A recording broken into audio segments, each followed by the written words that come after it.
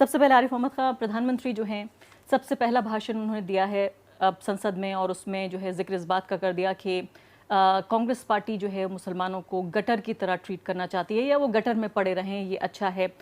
क्यों 33 साल बाद नरेंद्र मोदी, जिनको थंपिंग मेजॉरिटी जिसे कहा जाता है, इतनी बड़ी जीत हासिल हुई है बिना या कहें कम से कम मिनिमम मुस्लिम सपोर्ट के, क्यों बार बार उन्हें मुसलमान, कांग्रेस पार्टी, इसे क्यों याद करना पड़ता है? दोनों आप मिक्स अप कर रहे हैं कि कांग्रेस को याद करना और उनको थंपिंग मेजॉरिटी क्यों मिली है, ये दोनों अलग चीज़ें।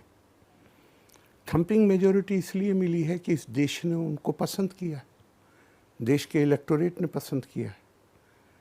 कांग्रेस सामने है, विपक्ष का काम है सरकार के ऊपर की कमियों को उजागर करना, और सरकार में जो लोग हैं, ये लोकतंत्र की एक स्वाभाविक प्रक्रिया है कि जो सामने बैठे हुए लोग हैं वो उनको एक्सपोज करते हैं। कांग्रेस मैं आपकी बात समझ गई। आप ये कह रहे हैं कांग्रेस पार्टी को आईना दिखा रहे हैं नरेंद्र मोदी। मैं ये नहीं कह रहा, जो मैं कह रहा हूँ वो मैं अपने अल्फाज में कह रहा हूँ, आप मुझसे पूछिए। चीटिंग करता है तो आरिफ मोहम्मद खान कैदी बन चुके हैं 1986 के। अच्छा, अब मैं इसका जवाब आपसे जानना चाहता हूँ।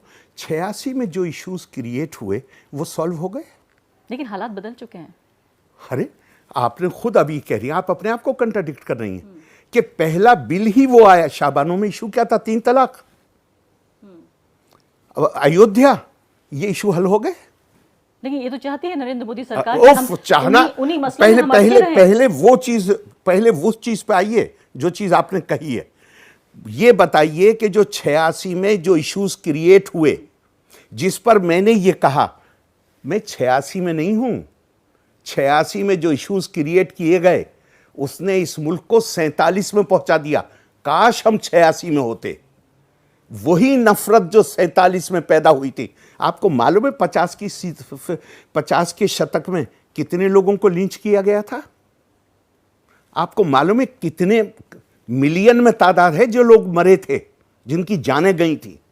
हमें एक बात हमेशा ध्यान रखिए, जब आपकी नज़र तारीख पे नहीं होगी और आप आज के लम्हे में जीने की कोशिश करेंगे, हमेशा आपको मायूसियां और नाकामियां हाथ आएंगी। बेटा, तुमसे ना हो पाएगा। समस्या शाहबानों है मुसलमानों के की आइडेंटिटी को महफूज रखने के लिए, तो वो सारे इश्यूज न सिर्फ जिंदा हैं, उन सारे इश्यूज ने हमें तकरीबन उस जगह पहुंचा दिया जहां पे इस मुल्क का पार्टीशन हुआ था। तो उस वक्त जो नफरत गलती किसकी है? गलती किसकी है? जिन्होंने ना तजर्बेकार वजीर आजम को मजबूर किया कि तुम शाहबानों में सुप्रीम कोर्ट का जजमेंट बदलो। तो 1986 के लिए अब 2019 में हम क्या करें? भाई 2019 वो मसला हल नहीं हुआ ना। 10 साल कांग्रेस की, मैं पूछ रहा हूं आपसे, 10 साल बीच में कांग्रेस की हुकूमत थी, क्यों नहीं उन्होंने उन मसलों को हल कर दिया? क्योंकि मौजूदा दौर के और बहुत सारे ऐसे मसले थे, कोई बिल्कुल भी नहीं, पूरा मुल्क सारे सचर कमेटी को सेटअप किया। अच्छा, जो सामाजिक फिर और क्या किया उस पर? फिर क्या किया? आर्थिक मुद्दे मान लिया, हम आपकी बात मान लिए, क्या किया फिर उस पर कदम उठाए? आरिफ मोहम्मद खान, आप एक तरह के आदर्शवादी धर्मनिरपेक्ष फ्रेम ऑफ माइंड में ऐसा लगता है कि फंस गए हैं। आप ये देखिए, हम एक ऐसे देश में जी रहे हैं जहां मेनका गांधी ने ये कहा कि मुसलमान मुझे वोट नहीं देते, मैं उनका काम नहीं करूंगी। हम ऐसे देश में जी रहे हैं जहां पर नरेंद्र मोदी देश के प्रधानमंत्री रहते हुए, आप यमन में जीना चाहती हैं, उन्होंने कहा आप सीरिया में जीना चाहती हैं। मेरा सवाल हाँ बताइए। कंट्रोल।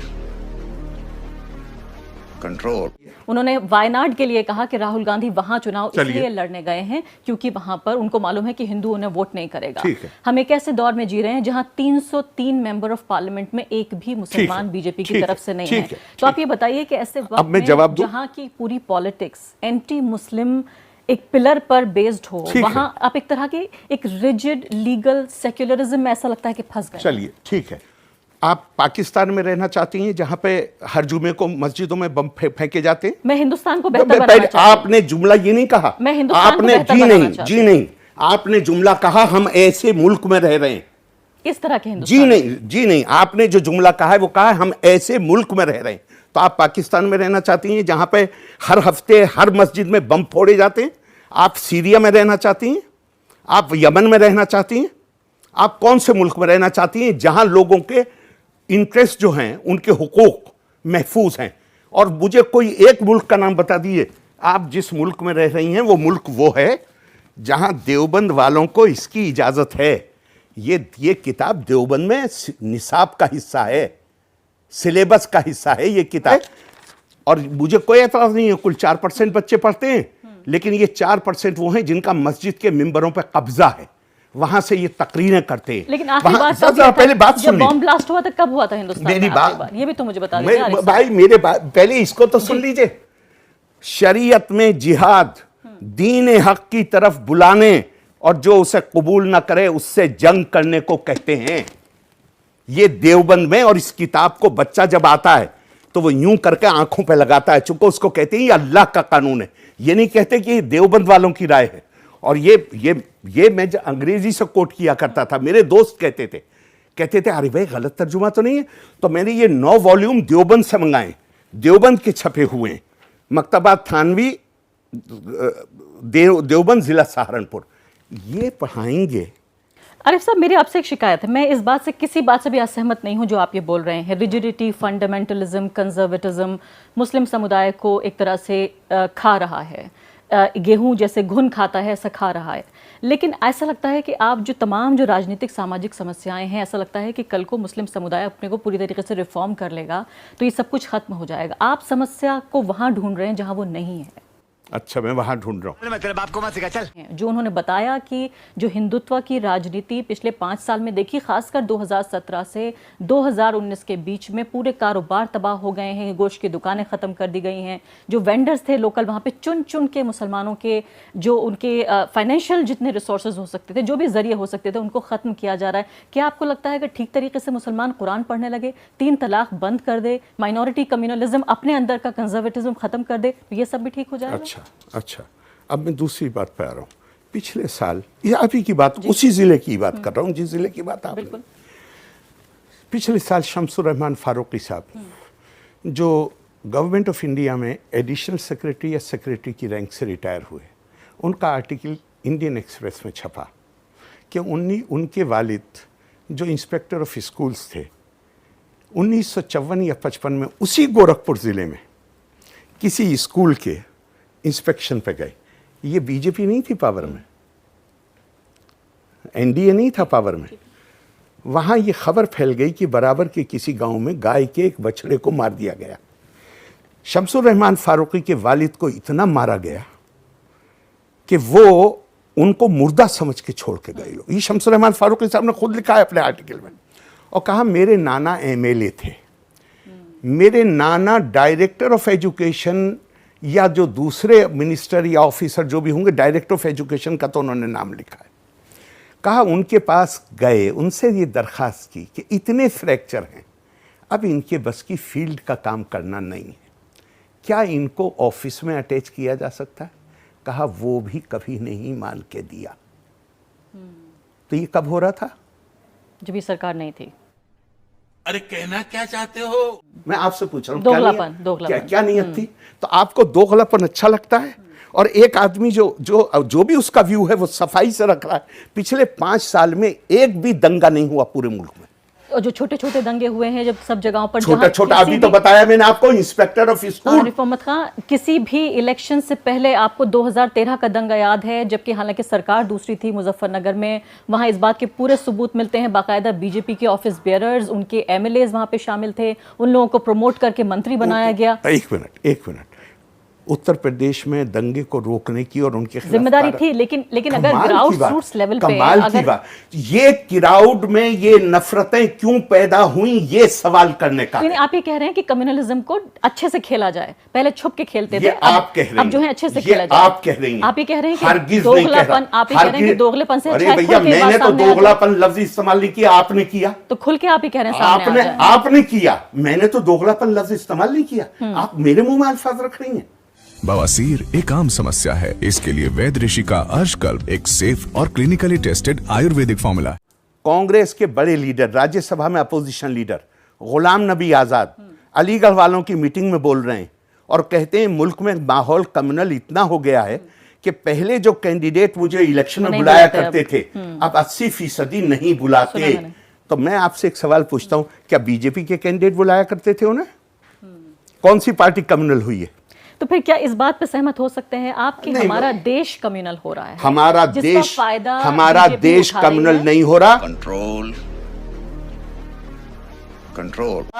जब तक वो लोग जो एक खास कम्युनिटी के इत्तेहाद का नारा लगाते थे, और वो इतने शॉर्ट साइटेड लोग थे कि उन्हें यह नजर नहीं आता था कि इसकी रिएक्शन दूसरी तरफ भी होगी। वो नारे कौन, जरा मौलाना आजाद की तकरीरों को पढ़ लीजिए, क्या कहा है मौलाना आजाद ने कहा कि आज तुम्हारे चेहरों पे इज़्मेहलाल और परेशानी है। मैंने उस वक्त तुम्हें पुकारा था जब इसकी बजाय तुम्हारे चेहरे हशाश बशाश थे, लेकिन मैंने तुम्हारी तरफ हाथ बढ़ाना चाहा, तुमने मेरा हाथ तोड़ दिया। मैंने तुम्हारी तरफ करवट लेनी चाहिए, तुमने मेरी कमर तोड़ दी। मैंने तुम्हारी तरफ कदम बढ़ाने चाहे, तुमने मेरी टांगें तोड़ दी।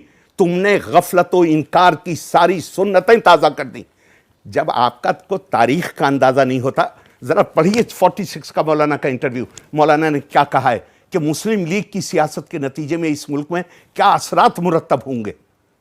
अल्लाह का शुक्र है, हालांकि पाकिस्तान के ताल्लुक से उन्होंने जो पेशन गोइयां की हैं वो सब सही साबित हो गई, लेकिन अल्लाह का शुक्र है हिंदुस्तान में वो सारी पेशन गोइयां सही साबित नहीं हुई है। लेकिन मैं आपसे पूछना चाहती हूँ, अगर एक लाइन में देखा जाए तो आप ये कह रहे हैं कि जो माइनॉरिटी कम्युनलिज्म था, मैं क्या कह रहा हूँ, आप सवाल मैं समझने की कोशिश कर रही हूँ, हाँ, दर्शकों को समझाने की कोशिश कर रही हूँ। मेरे पास अल्लाह का शुक्र है अल्फाज हैं। मैं उस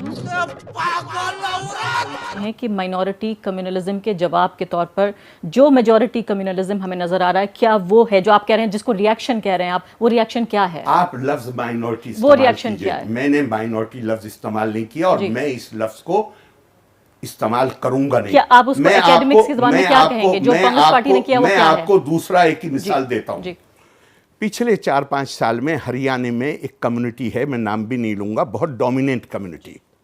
उन्होंने बड़ा एजिटेशन चलाया रिजर्वेशन का, और आखिर होते होते क्या हुआ, बाकी सारी वो मुसलमान नहीं, सारी कम्युनिटियां उनके खिलाफ हो गई। नतीजा क्या हुआ, इस इलेक्शन में क्या हुआ, बगैर किसी के कहे हुए उस कम्युनिटी के लीडरों से आप बात कर लीजिए, वो क्या कहते हैं भाई हम तो अलग थलग पड़ गए, हमारे पास तो कोई चारा ही नहीं रह गया कि हम बीजेपी को वोट दें ताकि कम से कम दूसरी कम्युनिटियां हमें कबूल तो कर लें।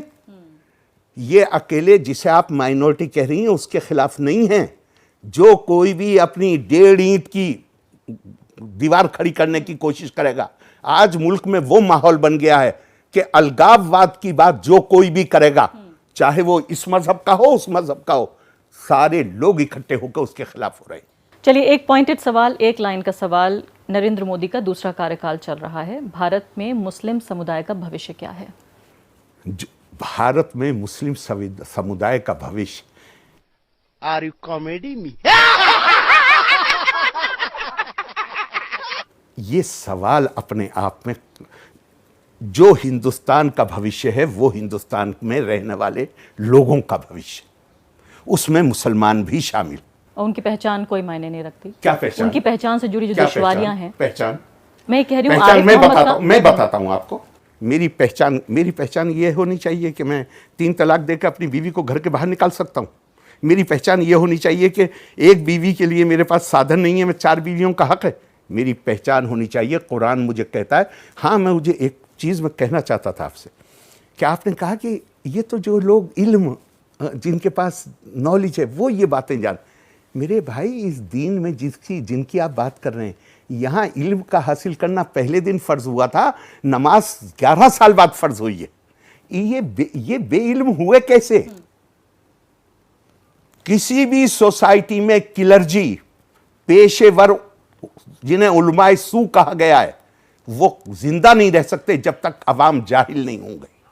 अगला सवाल आरिफ साहब, क्या जिस तरह की आशंकाएं जाहिर की जा रही हैं कि भारत धीरे धीरे एक सेक्युलर डेमोक्रेसी से एक हिंदू राष्ट्र की तरफ आगे बढ़ता जा रहा है, क्या आप इस बात से सहमत? नहीं। आपने कभी एतराज किया उन मुल्कों पे जहां पे इस्लामी हुकूमत है? मैं कह रही हूँ कि भारत के नजरिए से बात करें। वो बहुत लंबी बहस हो जाएगी। आज दुनिया ग्लोबल विलेज है, लेकिन ये बहुत लंबी बहस हो बहुत जाएगी। ग्लोबल विलेज है। और हिंदू राष्ट्र से आप क्या समझती हैं, ये बताइए मुझे। जहां पर माइनॉरिटीज जो मुसलमान हैं या ईसाई हैं या दूसरे जो माइनॉरिटीज हैं जो रिकॉग्नाइज्ड हैं, हिंदू आई विश आप मुझे खुशी, मैं ये कहना चाह रही हूँ कि वो दूसरे दर्जे के नागरिक बन जाएं, उनके अधिकार छीन लिया जाए। असल चीज पाइए। ये तारीख, दूसरे मजाहिब की है। हिंदू मजहब में दूसरे दर्जे के शहरी का तसव्वुर ही नहीं। कोई तारीख में मिसाल नहीं मिलती। यहां कोई जिम्मी नहीं बनता, यहां किसी से जिजिया नहीं लिया जा सकता। लेकिन आप हिंदू सुप्रीमेसी से आप इनकार कर रहे हैं। हम सिर्फ अपने लिए जीना चाहते। इस मुल्क में सबसे छोटी माइनॉरिटी पारसी हैं, उनका तो एक मेंबर भी नहीं है पार्लियामेंट के अंदर, उन्हें तो फिक्र नहीं है। क्रिश्चियंस कितनी तादाद है क्रिश्चियंस की, वो इस मुल्क को, पारसी इस मुल्क की इकोनॉमी को बना रहा है। उनके सामाजिक आर्थिक जितनी पृष्ठभूमि, आप बार बार इतिहास को खुद लेकर आते हैं और ये बहुत अच्छी बात है कि इतिहास का हमें ध्यान रखना है, लेकिन आप इतिहास भूल रहे हैं कि किस तरह से ये इतने गरीब लोग, जो मुसलमानों ये गरीब हुए कैसे, ये तो गौर करना पड़ेगा। ये मेरे भाई अब आप सच्चर कमेटी के साथ सर सैयद को पढ़ लीजिए। सर सैयद ने क्या कहा? सर सैयद ने कहा कि हमें ये गरीब किसी और ने नहीं बनाया है। जब अंग्रेजों ने अंग्रेजी एजुकेशन शुरू करी और कहा संस्कृत कॉलेज, पहले उन्होंने ऐलान किया संस्कृत कॉलेज बनाएंगे। राजा राम मोहन रॉय के घर पे, सर सैयद की पैदाइश के चंद साल बाद की बात है, राजा राम मोहन रॉय के घर पे मीटिंग हुई, उन्होंने कहा हमें संस्कृत कॉलेज नहीं चाहिए, अंग्रेजी कॉलेज बनाओ। और इसके 8 साल के बाद 8000 मुसलमान मौलवी इकट्ठे हुए और उन्होंने कहा कि ये जो अंग्रेजी के स्कूल कायम हो रहे हैं ये इस्लाम के लिए खतरा है, और इस पे अगर गवर्नमेंट इसे बंद नहीं करती तो मुसलमान बच्चों के दाखिले पर पाबंदी लगाए, और अगर गवर्नमेंट वो नहीं करेगी तो हम मुसलमान बच्चों को नहीं जाने देंगे। सर सैयद के खिलाफ आपको मालूम है अंग्रेजी की एजुकेशन कितने फतवे थे? तो कौन जिम्मेदार है हमें बेइल्म रखने के लिए? सरकार जिम्मेदार नहीं है भारत की। जो ये सर सैयद ने नहीं कहा। नहीं, तो ये तो 1857 के बाद के हालात। अरे तो ये एटीट्यूड तो आज, अगर मैं आपको पिछले साल की तकरीर दिखा दूं देवबंद के एक बड़े आलिम की कि मॉडर्न एजुकेशन में मत जाओ। आपने खुद ही बताया, अभी सचर कमेटी ने भी बताया कि 4% मुसलमान से मदरसा जाता है, 96% के बारे में तो सोचेंगे आप। बड़ी मुसीबत है। वो 4% का कब्जा मस्जिद के मिंबरों पे है और वहां पे वो ये बताता है लोगों को, यानी आप हर मस्जिद के मेंबर पे कब्जा है उन 4% का। और वो मुझे कहता है, जरा अपनी टॉलरेंस पर गौर करिए, सिर्फ गैर मुस्लिम काफिर नहीं है, देवबंदी के नजदीक बरेलवी काफिर है, बरेलवी के नजदीक देवबंदी, दोनों के नजदीक अहले हदीस काफिर है, तीनों के नजदीक शिया काफिर है, चारों ने अहमदियों को बाहर कर दिया। जरा अपने एटीट्यूड पर गौर कर। गजब बेइज्जती है, समझे? और मुझे खूब याद आ रहा है, आपने सिर्फ अपनी फेसबुक पे मैं होली खेलूंगी कह बिस्मिल्लाह डाल दिया था।